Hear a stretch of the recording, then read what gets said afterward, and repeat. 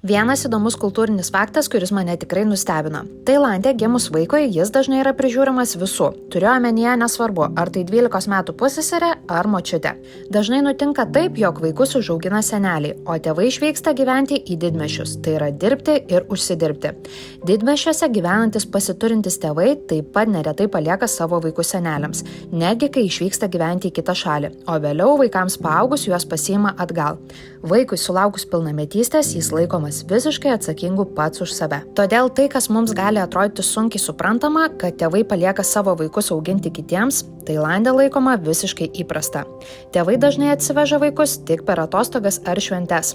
Tai gaunasi kaip mainai tarp tėvų ir vaikų, kai seneliai augina anūkus, o vaikai mainais už tai išlaiko senelius.